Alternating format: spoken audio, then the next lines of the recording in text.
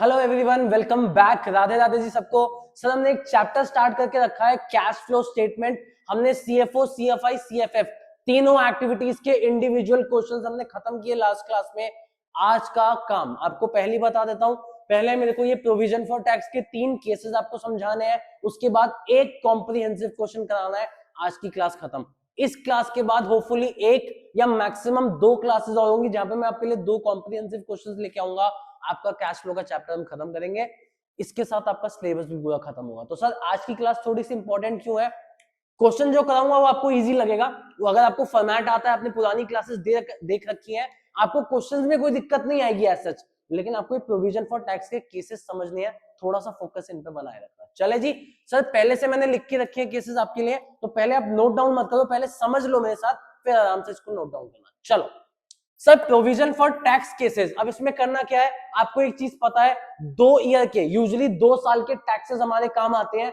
Current year वाला जो provision for tax होता है वो working note 1 computation of net profit before tax में काम आता है। वहां पे करंट ईयर वाला प्लस किया जाता है, आपको मालूम है। फिर जब आपने CFO, cash flow from operating activities का फॉर्मेट सीखा, उसके एंड में प्रीवियस ईयर का प्रोविजन फॉर टैक्स क्या होता है, माइनस, और इसको हम income tax paid previous year के नाम से भी जानते हैं। करेक्ट है? मतलब in short provision for tax आपके 2 साल के काम के हैं। करंट ईयर वाला वर्किंग नोट 1 में प्लस, प्रीवियस ईयर वाला सीएफओ के एंड में माइनस। करेक्ट? कुछ गलत तो नहीं बोला? बिल्कुल ओके रिपोर्ट है। आओ सर, केस नंबर 1 क्या है आपके क्वेश्चन में, या तो करंट ईयर का गिवन है या प्रीवियस ईयर का। देखो हमें 2 टैक्स चाहिए होते हैं, इस चीज को दिमाग में बैठाओ। हमें 2 टैक्सेस की जरूरत है, एक करंट ईयर वाला, एक प्रीवियस वाला। करंट ईयर वाला वर्किंग नोट 1 में जाके ऐड होता है, प्रीवियस ईयर वाला सीएफओ के एंड में क्या होता है, माइनस। दोनों चाहिए। लेकिन मैं आपसे कहता हूं, आपका क्वेश्चन कोई एक ही टैक्स बताता है एडजस्टमेंट में, कहीं भी बताए, बस उसने सिर्फ एक टैक्स बताया है कि या तो करंट ईयर का या प्रीवियस ईयर का। तो इस केस में हम क्या करें, हम अगर करंट ईयर का गिवन है तो उसको प्रीवियस के इक्वल मान लो, प्रीवियस गिवन है तो करंट के इक्वल मान लो। क्या बोलना चाह रहे हो सर? मैंने कहा बेटा आपको provision for tax current year given है 1 लाख और प्रीवियस ईयर कुछ भी गिवन नहीं है, तो अब क्या करें? तो बेटा आप प्रीवियस ईयर वाले को भी कितना मान लोगे, equals to current year, that is ₹1 lakh. मतलब यही सेम अमाउंट वर्किंग नोट 1 में प्लस, यही सेम अमाउंट सीएफओ के एंड में माइनस। तो पहला केस बिल्कुल सिंपल अजम्पशन बेस्ड है कि भैया आपको किसी 1 साल का प्रोविजन गिवन हो, चाहिए दोनों का। किसी 1 साल का गिवन है तो दूसरे को भी उसके इक्वल मानो और दोनों की ट्रीटमेंट कर दो, करंट ईयर वाला वर्किंग नोट 1 में प्लस, प्रीवियस वाला सीएफओ के एंड में माइनस। तो आपने ये सीखा, चाहिए 2, गिवन कोई एक है तो दूसरे को भी उसके इक्वल मान लो, दोनों को इक्वल मानो और उसका ट्रीटमेंट कर दो, काम खत्म। Case number 1 okay. बताओ जी, कोई डाउट, कोई टेंशन? चल सकते हैं आगे, कोई दिक्कत? आगे हो सर, केस 2 की बात करते हैं। केस 2 आपसे कहता है both current year as well as previous year is given. दोनों साल के बैलेंस है, provision for tax current year भी है, प्रीवियस भी है। तो भैया ये तो सबसे आसान केस है कि भैया आपको करंट ईयर वाला वर्किंग नोट 1 में प्लस करना है, प्रीवियस वाला सीएफओ के एंड में क्या करना है, माइनस। Simple case. बताओ कोई दिक्कत, कोई टेंशन? चल सकता हूं आगे? चले भाई, आखिरी केस, हम थर्ड केस की तरफ चलते हैं। थोड़ा सा फोकस यहां बना के रखना। इस केस में अलग और नया क्या है, देखो both current as well as previous is given. यहां पे भी सेम था कि भैया करंट और प्रीवियस दोनों गिवन है, साथ साथ आपको एक एडिशनल इंफॉर्मेशन या एडजस्टमेंट भी गिवन है। सर कौन सी एडिशनल इंफॉर्मेशन, कौन सी एडजस्टमेंट, ध्यान से सुनो। पहले तो मैं कह रहा हूं प्रीवियस और करंट दोनों के बैलेंसेस आपको गिवन है, साथ साथ कोई ना कोई एडजस्टमेंट रिलेटेड टू टैक्स या additional information related to tax given है। क्या? या तो इनकम टैक्स पेड गिवन होगा, दोनों ऑप्शन दे रखे हैं देखो, या फिर प्रोविजन मेड या इनकम टैक्स प्रोवाइडेड, इसके दो नाम है, प्रोविजन मेड या इनकम टैक्स पेड, ऐसा कुछ गिवन होगा एडजस्टमेंट में। तो एक बात बताओ बेटा, इन्वेस्टिंग एक्टिविटीज में आपने एक चीज सीखी थी, जब भी किसी का करंट प्रीवियस का बैलेंस गिवन हो, साथ साथ कोई एडिशनल इंफॉर्मेशन या एडजस्टमेंट गिवन हो, तो हमें क्या बनाना पड़ता है, एक लेजर, एक अकाउंट बनाना पड़ता है। सेम रूल यहां पे अप्लाई होगा। अगर आपको प्रोविजन फॉर टैक्स के दोनों साल के बैलेंसेस गिवन है, साथ साथ कोई ना कोई एडजस्टमेंट गिवन है, आपको अकाउंट बनाना पड़ेगा, प्रोविजन फॉर टैक्स अकाउंट। बनता कैसे? देखो अकाउंट आपको याद करना पड़ेगा, सीएफआई में भी आपको बताया था कि अकाउंट आपको याद करने पड़ेंगे, उनके बाद चीजें आपके लिए सिंप्लीफाइड हो जाएंगी। तो ध्यान से सुनना, प्रोविजन के क्रेडिट बैलेंसेस होते हैं, करेक्ट। तो इधर आओ, by balance brought down previous year given होगा, to balance carry down current year given होगा। अब इन दोनों में से एडजस्टमेंट में कोई एक ही एडजस्टमेंट मिलेगी, या तो इनकम टैक्स पेड गिवन होगा या प्रोविजन मेड गिवन होगा। तो अकाउंट पे आओ, to bank income tax paid इस साइड आता है, ठीक है जी, और by statement of P&L provision made इस साइड आता है। अगर मैं आपसे क्या कह रहा हूं, ये दोनों चीजें कंफर्म गिवन है, ये दोनों चीजें कंफर्म मिलेगी, इन दोनों में से कोई एक होगा। अगर ये गिवन हो तो ये निकाल लेना बैलेंसिंग फिगर, और ये गिवन हो तो ये बैलेंसिंग फिगर निकाल लेना। इन शॉर्ट, अगर provision for tax provision made given है तो to bank income tax paid balancing figure निकाल लो। इनकम टैक्स पेड गिवन है एडजस्टमेंट में, तो भैया क्या निकाल लो, by statement of P&L provision made. अब अच्छी बात सुनते जाओ, ये जो to bank income tax paid है ये CFO के एंड में माइनस होता है, और ये जो P&L का प्रोविजन मेड है ये वर्किंग नोट 1 में क्या होता है, प्लस होता है। तो सर ये आपके लिए अच्छी बात है कि आज आपको बैलेंसेस से कोई मतलब नहीं है, वो कहीं प्लस माइनस नहीं होंगे। अब तक बैलेंसेस हो रहे थे, जब भी अकाउंट बनेगा तो to bank income tax paid CFO में minus, by statement of P&L provision made working note 1 में प्लस। केसेस थोड़े मुश्किल है, अग्रीड। कैसे समझे फिर इसको? सर फिलहाल तो आप इसको याद करो, आज की क्लास में इसका क्वेश्चन नहीं आएगा, जो भी क्वेश्चन कॉम्प्रिहेंसिव कराऊंगा वो सिंपल क्वेश्चन है, विदाउट एडजस्टमेंट है। कल वाली क्लास में, नेक्स्ट क्लास में जब आपका क्वेश्चन आएगा जिसमें एडजस्टमेंट होंगी, वहां पे मैं आपको इसका अकाउंट बना के दिखाऊंगा। प्लीज रिक्वेस्ट, इसको 2 मिनट के लिए साइड हो रहा हूं, आराम से नोट करो क्वेश्चन, उसके बाद आपकी स्क्रीन पर डिस्प्ले कराता हूं। गो। चलिए सर, अज्यूम्ड आपने नोट कर लिया बेटा, तो फटाफट आपकी स्क्रीन पे क्वेश्चन डिस्प्ले करा रहा हूं। एक ही क्वेश्चन है, जैसे 10-12 मिनट में वो क्वेश्चन खत्म होगा आपकी क्लास खत्म कर देंगे। एक ही कॉम्प्रिहेंसिव क्वेश्चन आज सीखेंगे। पहली बात तो टैक्स केसेस को नोट करना, याद करना, अगली क्लास से काम आएगा। और एक कॉम्प्रिहेंसिव क्वेश्चन करा रहा हूं कि भैया CFO, CFI, CFF तीनों के क्वेश्चंस करते कैसे हैं। तो क्वेश्चन आपकी स्क्रीन पे पढ़ो।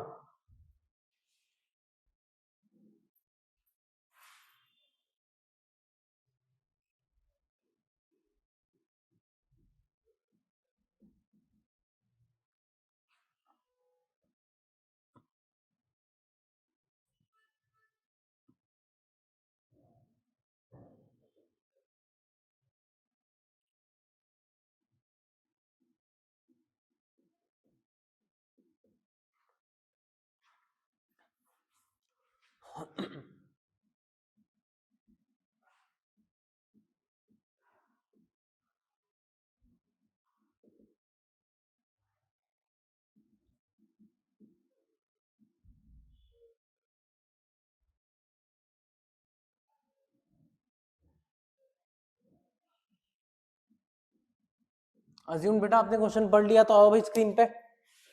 चलो सर, क्वेश्चन स्टार्ट कहां से होता है आपको पता है, CFO, CFI, CFF तीन चीजें बनानी है। CFO स्टार्ट करने से पहले आप निकालते हो working note 1, net profit after tax जो आता है current year minus previous year of statement of P&L। Correct बेटा। आओ क्वेश्चन में आपको देखो स्टेटमेंट ऑफ P&L का बैलेंस गिवन है, करंट ईयर 132 और प्रीवियस ईयर 24। तो इसका नेट प्रॉफिट आफ्टर टैक्स निकाल दो बेटा, 1,08,000। नेट प्रॉफिट आफ्टर टैक्स आपका निकल के आ गया 1,08,000। कोई दिक्कत? चले अब बेटा तीन डिविडेंड ऐड होते हैं, क्वेश्चन में आपने पढ़ लिए होंगे, मैं भी देख लेता हूं। Propose previous year, interim, preference. मैंने देखा भैया कोई डिविडेंड है क्या, कोई डिविडेंड है क्या, कोई डिविडेंड है क्या? नहीं जी, कोई डिविडेंड नहीं है। चौथा, provision for tax current year. Sir कोई प्रोविजन फॉर टैक्स है क्या? नहीं है, छोड़ दो। पांचवा, इनकम टैक्स रिफंडेड, नहीं है। ट्रांसफर टू एनी रिजर्व, नहीं है। खत्म। जब कुछ है ही नहीं तो सर यही मेरा क्या निकल के आ गया, नेट प्रॉफिट बिफोर टैक्स। कितना आया? 1,08,000। तो सर अपना फॉर्मेट बनाओ कॉपी में, पर्टिकुलर्स, डिटेल्स, अमाउंट, टॉप पे हेडिंग। यार तुम फुल फॉर्म यूज करोगे, मैं शॉर्ट फॉर्म यूज कर रहा हूं, बता चुका हूं ये चीजें। Cash flow statement according to AS3 revised. पहला नंबर 1 cash flow from operating activities, मैंने शॉर्ट में CFO लिखा, तुम लोग प्लीज फुल फॉर्म लिखना। चले सबसे पहले बेटा देखो, net profit before tax working note 1 कितना आया? 1,08,000। तो प्लीज डिटेल्स के कॉलम में लिखो 1,08,000। चले कोई दिक्कत? आओ भाई सबसे पहली हेडिंग बनाओ, plus non cash and non operating items, plus non cash and non operating items. मेरे साथ साथ लिखते जाओ बस। चलो plus non cash and non operating items. Sir इसमें पहला नाम आता है डेप्रीसिएशन। सीधा तो देखो डेप्रीसिएशन कहीं गिवन नहीं है, तो फिलहाल के लिए मैं गया नॉन करेंट एसेट के अंदर, प्रॉपर्टी प्लांट एंड इक्विपमेंट के अंदर। आपको दिखेगा पीपी की वैल्यू बढ़ रही है, कम तो नहीं हो रही। नहीं सर कम तो नहीं हो रही, मतलब डेप्रीसिएशन नहीं है, डेप्री का कोई हिंट नहीं, ना किसी एसेट की वैल्यू कम हो रही है टेंजिबल एसेट की, तो भैया डेप्री तो नहीं है। दूसरा नाम अमोर्टाइजेशन, कौन से एसेट्स पे लगता है, कौन से पे, इंटेंजिबल पे। सर इंटेंजिबल एसेट ही नहीं है, ओहो फिर तो अमोर्टाइजेशन की बात ही खत्म हो गई। तीसरा loss on sale of any asset, कोई एडजस्टमेंट नहीं, आपने कुछ बेचा ही नहीं तो लॉस कैसे होगा, लॉस भी नहीं है।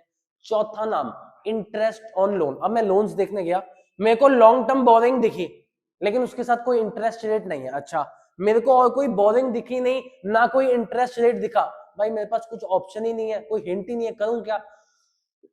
कुछ भी नहीं है तो बेटा सीधा लिखो अगली heading, minus non operating incomes. देखो हर एक चीज आपको चेक करनी पड़ेगी, चेकआउट करना पड़ेगा, कोई चीज मिले तो उसकी एडजस्टमेंट करनी पड़ेगी।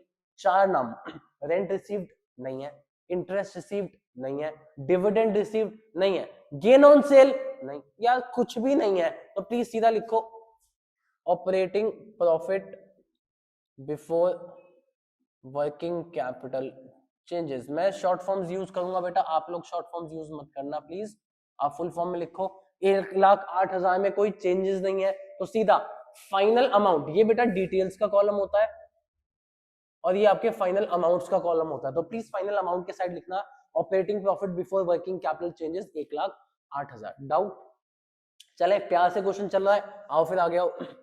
प्लस करो करंट एसेट का डिक्रीज, करंट लायबिलिटी का इंक्रीज, दो तीन लाइनें छोड़ना, माइनस करो करंट एसेट का इंक्रीज, करंट लायबिलिटी का डिक्रीज। बार बार एक चीज बोल रहा हूं, मैं शॉर्ट फॉर्म्स यूज कर रहा हूं, हाथ जोड़ रहा हूं तुम्हारे आगे, प्लीज इस चीज को रफ में यूज करो, कोई दिक्कत नहीं है, प्रैक्टिस के लिए यूज करो, कोई दिक्कत नहीं है। फाइनल बोर्ड्स में, प्री बोर्ड्स में, यूटीज में जो भी पेपर्स होते हैं उनमें प्लीज ये यूज मत करना, प्लीज फुल फॉर्म्स लिखना बेटा। चले अब आओ मेरे साथ, करंट लायबिलिटी के अंदर आपको एक नाम दिखा था trade payables. Sir trade payable आपका इंक्रीज हो रहा है, कितने से हो रहा है जरा ये चेकआउट कर लेते हैं भैया, 27 से 75 हो रहा है। आओ भाई 75 माइनस 27, लिखो बेटा 48 से इंक्रीज हो रहा है, तो यहां पे लिखो trade payables 48,000। Trade payables current liability increase हो रही है तो प्लीज यहां पे लिखो trade payables, obviously full form लिखोगे तुम लोग, ट्रेड पेबल्स 48। चले करंट लायबिलिटी और कोई नहीं है, करंट एसेट्स पे आओ बेटा, ध्यान से सुनना, करंट इन्वेस्टमेंट का इंक्रीज डिक्रीज देखेंगे, कैश एंड कैश इक्विवेलेंट्स का इंक्रीज डिक्रीज देखेंगे।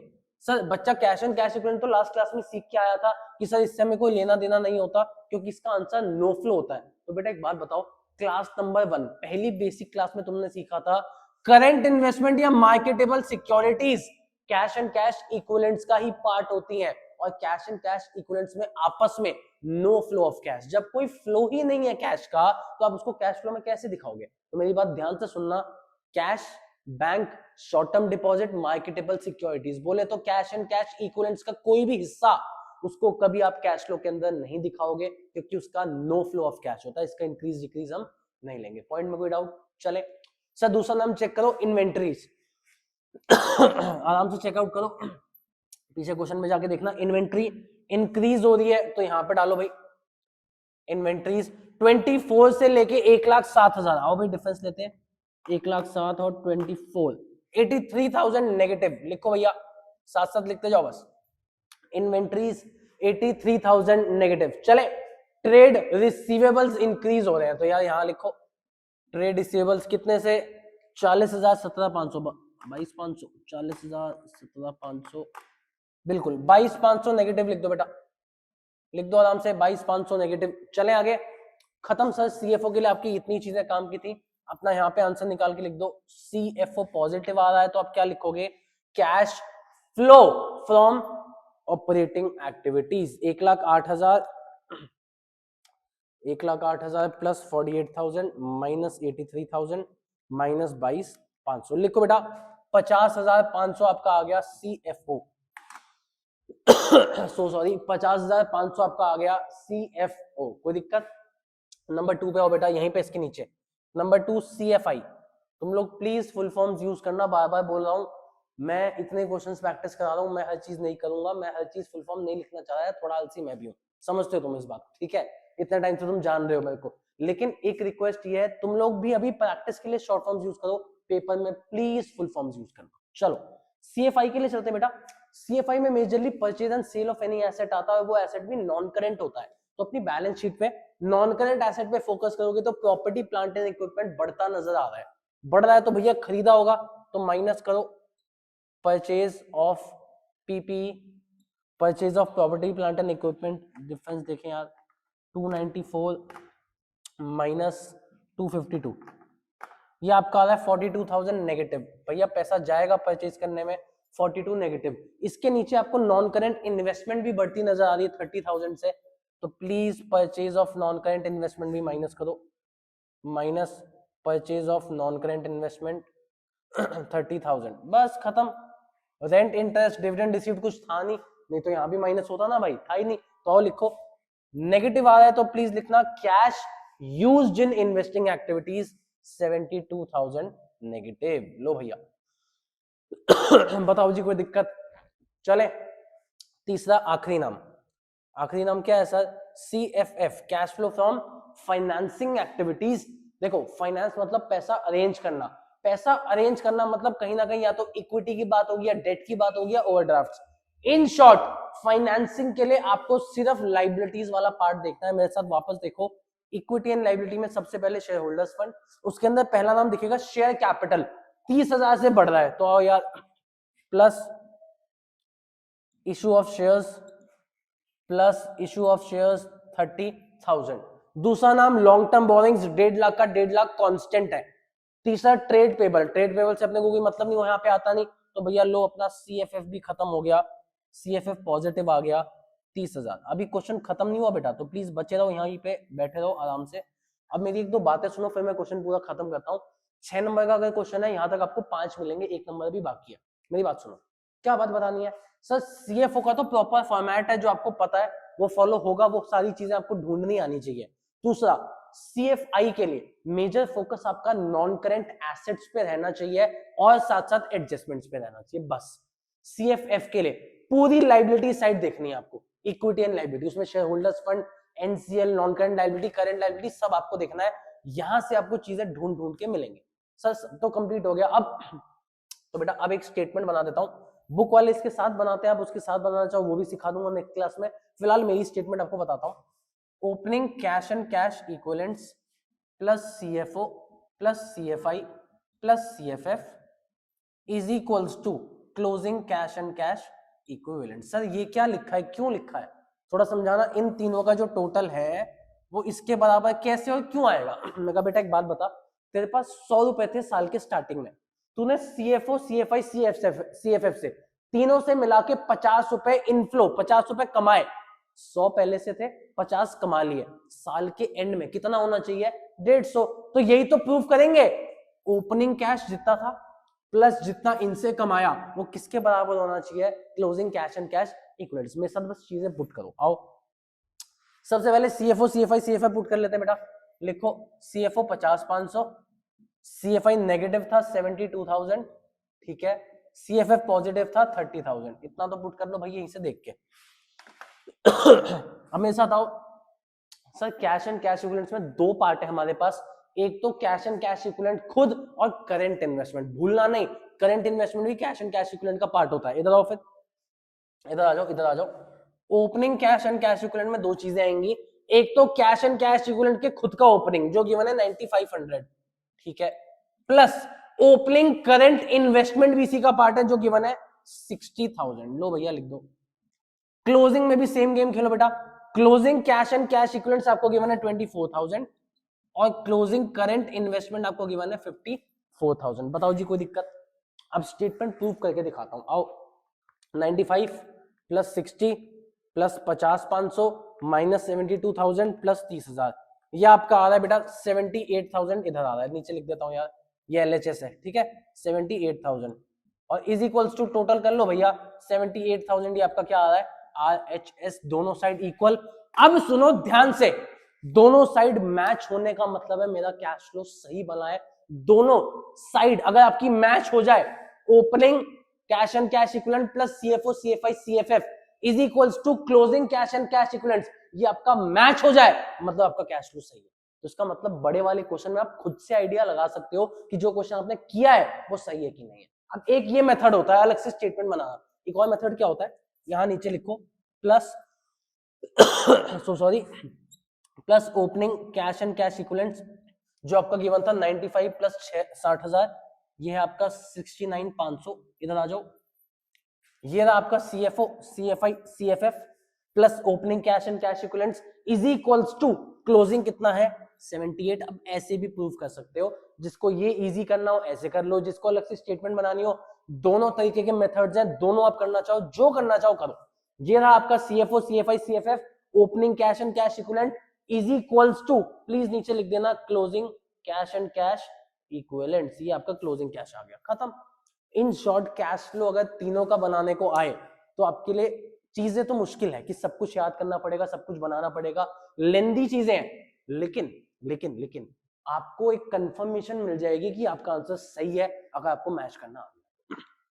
क्वेश्चन थोड़ा मुश्किल था, मुश्किल नहीं लगा तो इसका मतलब आपको फॉर्मेट्स आते हैं, मुश्किल लगा तो प्लीज अगली एक दो वीडियोस के साथ बैठे रहना आराम से, वो वीडियोस देखना, उसके बाद जज करना इस चैप्टर को। यही चैप्टर है, हमने जो सीएफओ सीएफआई सीएफएफ इंडिविजुअली सीखा वो सिर्फ इसी चीज के लिए सीखा कि हम बड़े क्वेश्चन सॉल्व करें। ठीक है जी, अज्यूम्ड आपको क्लास समझ आई होगी। Thank you so much, Radhe Radhe, मिलते हैं आपसे नेक्स्ट क्लास में।